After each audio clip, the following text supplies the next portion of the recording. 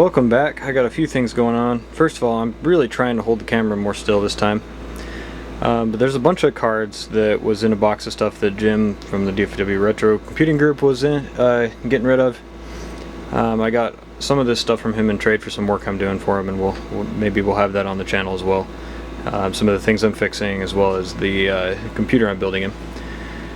But we're going to start benchmarking some of these cards and getting them tested, see where they sit on the chart, and trying to find some of them new homes, whether that's in builds that are here or builds that are going elsewhere, or other people in the group. So first off the bat is a really interesting GPU. It's an Intel i740. So Intel made, I think in collaboration with Real 3D back in the 90s, 97, 98, made this GPU, and it was really hyped up, and then ended up performing extremely badly for its age.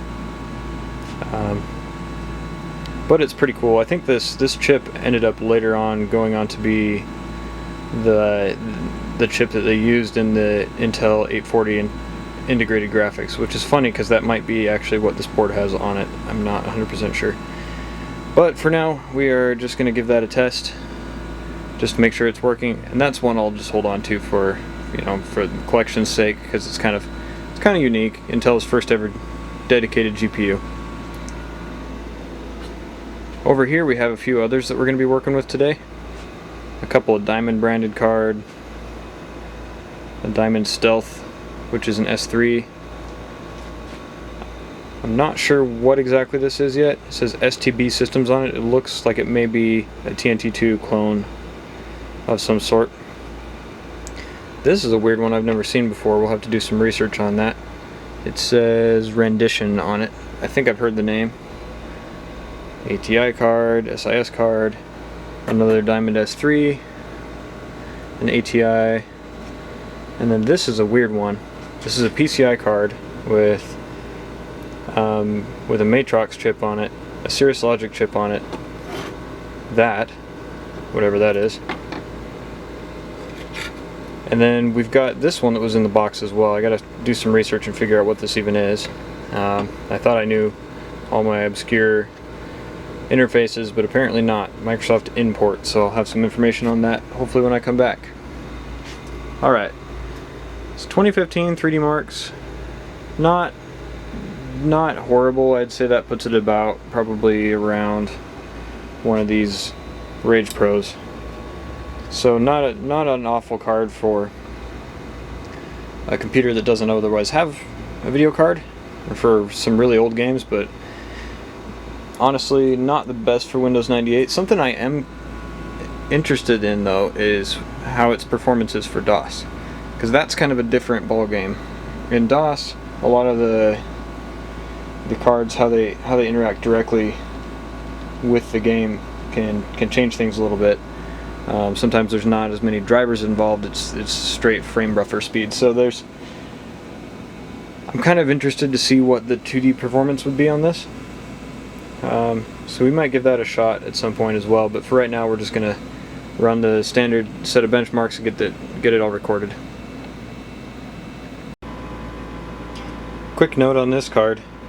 First of all, it doesn't heat up much, but it's got one of the noisiest high-pitched fans on it I've ever seen. Heard? Whatever. Also, it wouldn't run the 3D Mark 2000 test at all. Ran 3D Mark 99 and it got an okay score in there, but it just crashed straight up on all the other tests. So maybe this card really isn't very good. So we've got this mystery card in here. And this one is actually one of the competitors, I believe, to the i740. It is the NVIDIA Riva TNT, not the TNT2. I thought it was. They look very similar, just from board layout and everything else. But it is a Riva TNT. Great little card for Windows 98. One of my very first cards was a TNT2, so I'm partial to those. I have a couple TNT2s in my systems, except that I just fried one the other day. A long story. As you can see, pretty respectable frame rates for a mid-90s card. So that that's the next card there. I guess I'm going to test a few of these, and I'll probably update you afterwards on anything that's interesting that goes on.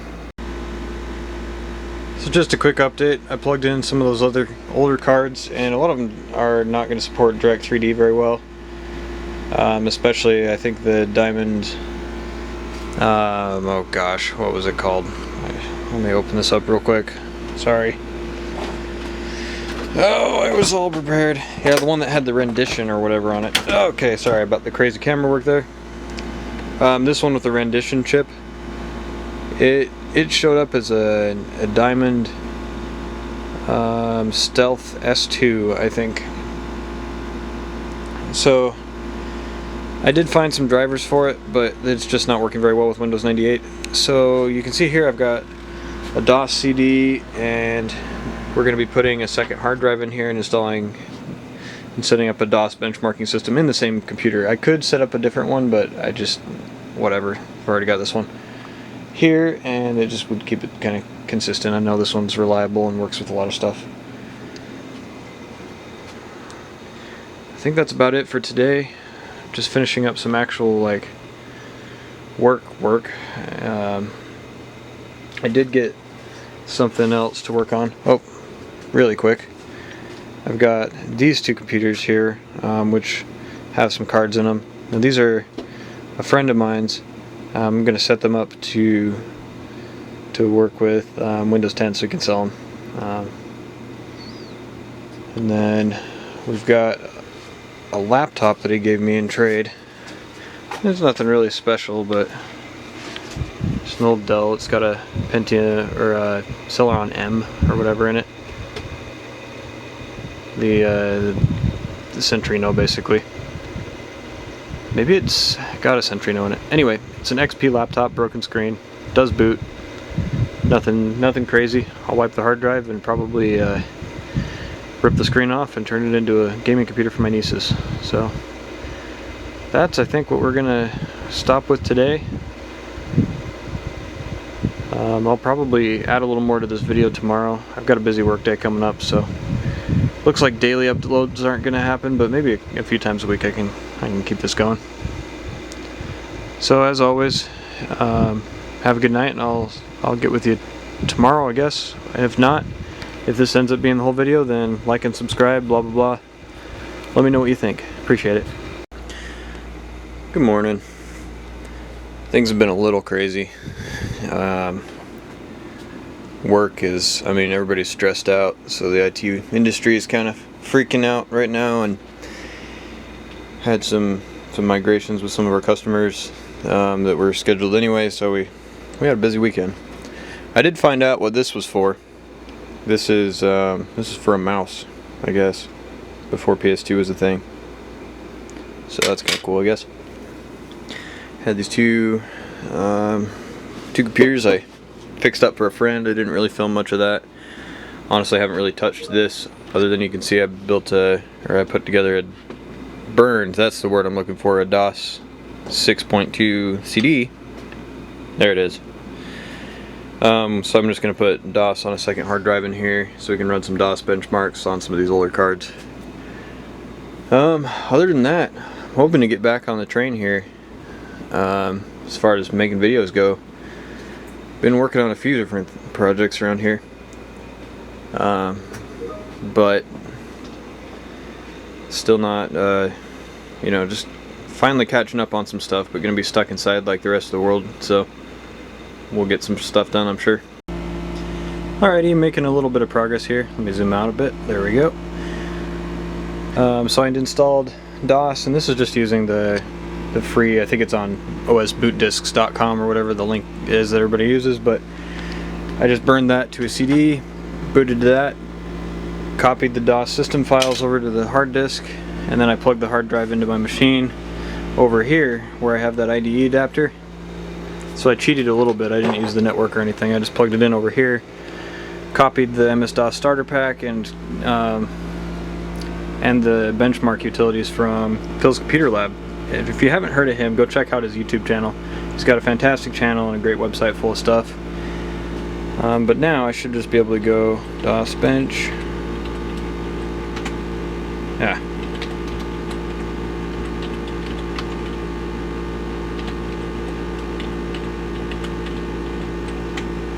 Okay, so it brings up this menu, and over here on the iMac I've made a new spreadsheet page where I'm going to start recording DOS benchmarks a little separately, or the cards that are benchmarked in DOS. So you can see I've done a couple already, and there's just one for each option there. I know some of the options don't actually have a benchmark, they're more system info, so I'm going to probably remove those from the options over there. I'll probably also add another sheet for DOS benchmarks on top of the Phil's Computer Lab ones, but for now that's what we're going to use, just because it's most of what I want to do is just make sure that these cards work. So you can see in here I've got that Stealth 2 S220 with the Rendition V2100 chip on it. It said it had 4 gigabytes of memory. And so what I'm going to do is come in here, and we're going to start off with Chris's 3D benchmark, the 640 by 481.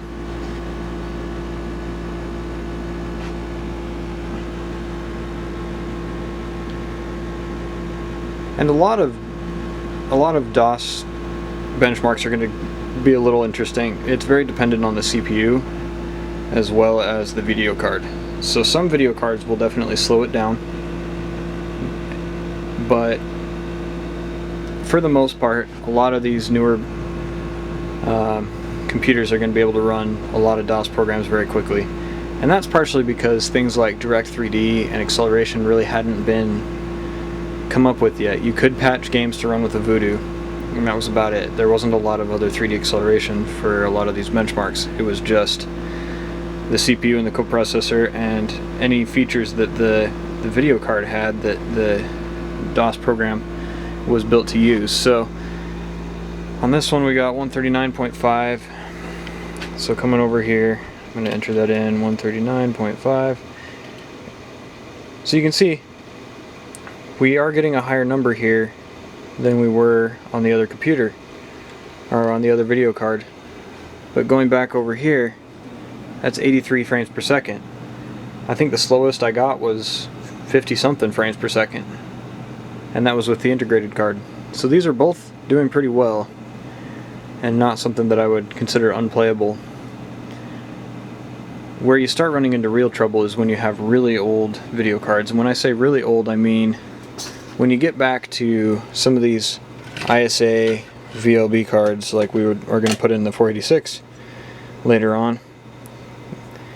This is where the CPU is having such a hard time keeping up with everything anyway, that every little bit counts, and some cards really are going to be able to process some of these 2D textures a little bit better than others. So, but for the most part, I would say I'm not expecting pretty much any card I throw through here that's from the, you know, after 95 era to struggle with any DOS games. So this card was made in 97, and I'm expecting it to work great with DOS. And the reason that I'm putting some of these in this list is these are going to be the cards that struggle with Windows 9. That struggle with Direct3D games, DirectX games, Windows 98 and later. So, like when we tested in the last video, and some of them just wouldn't even run anything past 3D Mark 99. That's the kind of cards that we're going to be testing with this, because I think that's a better suiting, or I think that's a better place for them. Not a better place, but a better match for them with some of these computers that I'm building. I wouldn't necessarily stick one of them in a customer computer and then install Windows 98 games, if that makes sense. They're just, at the time, they would have been fine maybe, but there are so many better cards now that are so easy to come by, and I have stacks of them, so why would I bother? These cards are going to be mostly for DOS computers, which are, it's kind of a whole separate market. So, or, you know, for hybrid computers, so they want to be able to run a couple of early Windows 98 games, but they still want to be able to run all their DOS stuff. That's going to be another home for these cards as well. Anyway, that was a lot of talking. I'm going to get to benchmarking some of this, and then I think the other thing that we're going to do tonight is just clean up this trash on the floor. I say trash, there's like 4 computers there, but there is a significant amount of trash and scrap and other things, recycling, stuff that should not be in this section of the garage, so we'll clean it up. Maybe I'll put it on video, maybe not. Before I get too far, I wanted to address the whole virus thing. I'm going to keep out of the politics of everything, but it's enough to say that it's possible that my wife and I were exposed. However, we cannot get tests. They don't really have any in our country, much less our town.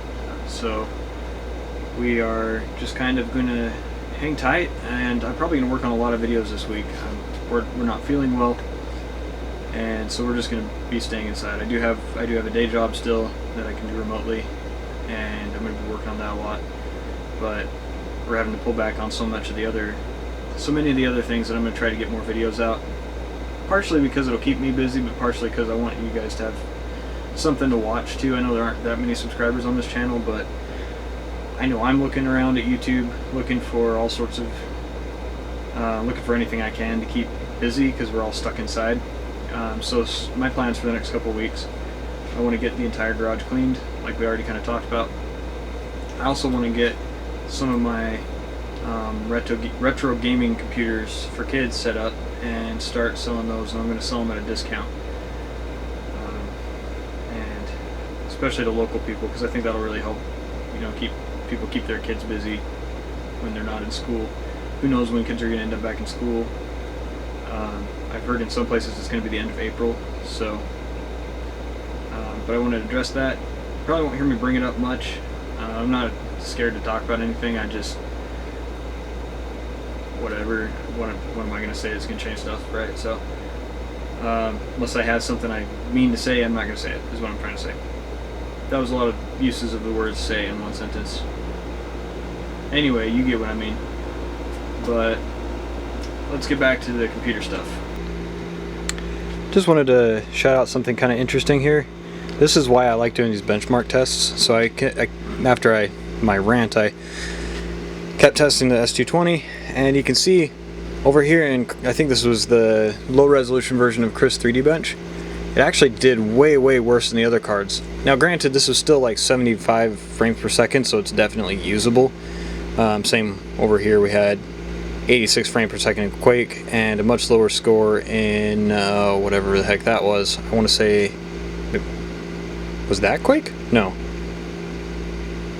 What was it? Okay, now we gotta find out.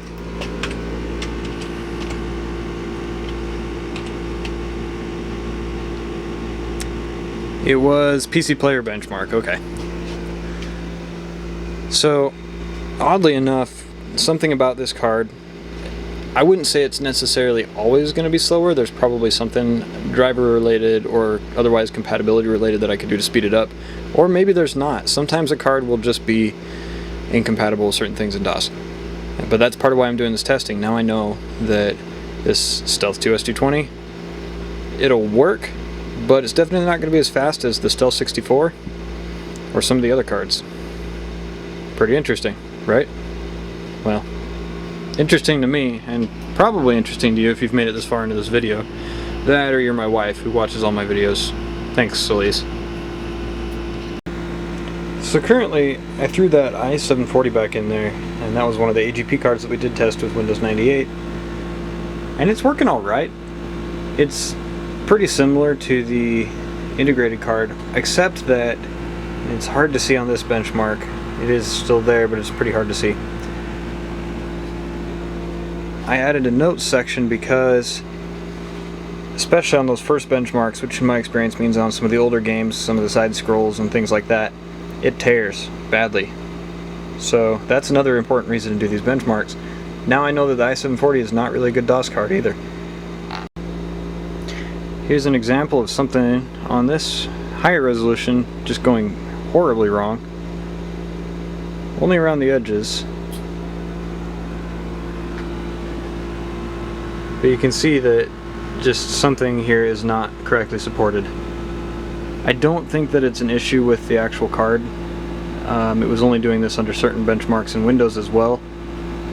So I believe it's more of a driver / compatibility issue, but again, now I know, not a good DOS card. At least not the one I have, and not in this machine.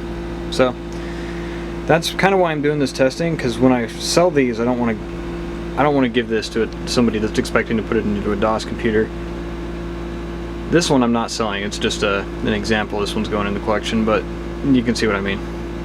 I'm not even going to put this one on the benchmark, I'm just going to put F.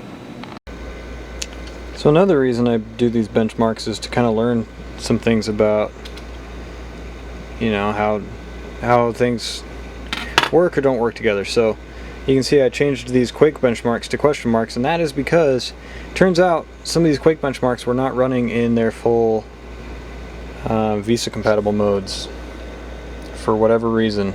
So when this got 32 frames per second and the other ones had gotten 150, 170, I went back and looked at them, and it looked like they actually had not switched into the proper 3D mode. They were still going in just software only instead of GL. So that's probably because of some sort of lack of support on the other cards, but this is the only one that was able to run it in that full resolution so far. So I went ahead and ran all three for that card, and then we'll kind of compare some of the others as such. Well, really quick, I'm about to go to bed for the night, but pulled out some interesting cards. This is another one that was in the box from Jim. I think it might end up in his 486, but it's a Matrox MGA with the RAM expansion board, so that's pretty cool.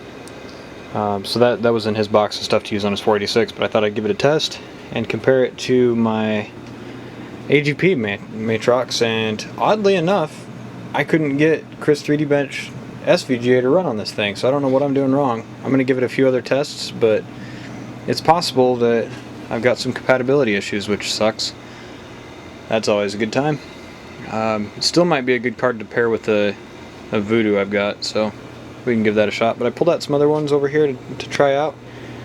We've got a Tseng Labs. We've got another Diamond that came out of a dual Pentium 1 machine when it was new. And then I have a bunch of these FX 5200s, and I thought I'd throw that in there so I could show you why that might be actually a good idea, a good option. And then this is another MGA. This is an older one, compact branded with a weird port on the top. And we'll see if we can give that a test as well, but I don't have the right cable for it. It's the missing a pin, I forget what that's called. So we'll give that one a shot. I think that's it for tonight, pretty much. I did try the Matrox with and without the RAM board, and on these tests it didn't make rat's ass a difference, but maybe there's some reason for them in some game somewhere. Anyway, I'm going to dig out every other video card I have, I guess, and kind of start running it through the same tests, and maybe tomorrow we'll talk about some results and finish the video up. Alright, so been benchmarking a few more of these cards, and I'll show you some of the results over here.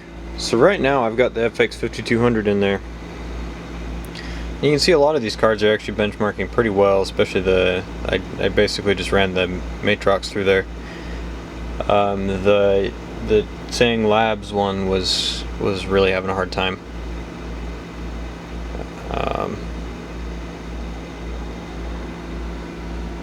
But one thing I didn't quite expect, I knew this card had some incompatibility problems with DOS, and I had it in a computer before and just was unable to play like side scroll games and some other things like that. It would just lose its mind.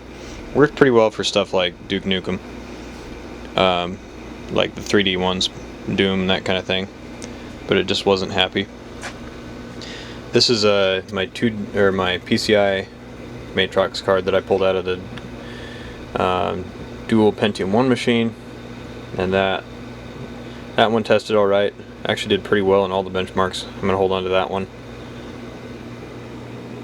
Did about as well as probably this guy, which so far I don't know what exactly I'm going to do for Jim's 486. This is looking like it's probably one of the best options for a video card for a 486. It's just really good quality, really light on processing power, but on the other hand, I really like the quality and the compatibility that you get out of the Stealth 64 here with the S3 chips on it. I've got another one over here. I haven't tested this one yet. I think it works. It's got some corrosion on it, some weird stuff. But I guess let me know what you think. We're gonna start putting that 486 together here pretty soon, and we'll do some tests with both of these cards, I guess. See if we can find, you know, which one will be better, which one will be the best card for a 486. Man, I am not good with my words this morning, and I apologize.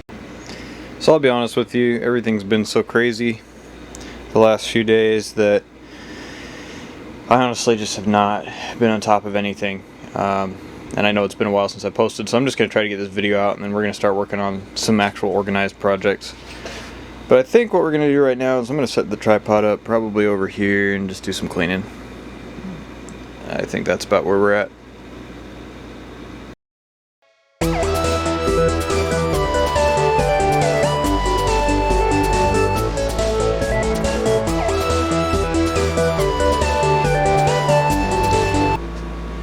That's it for today, guys. Thanks for watching.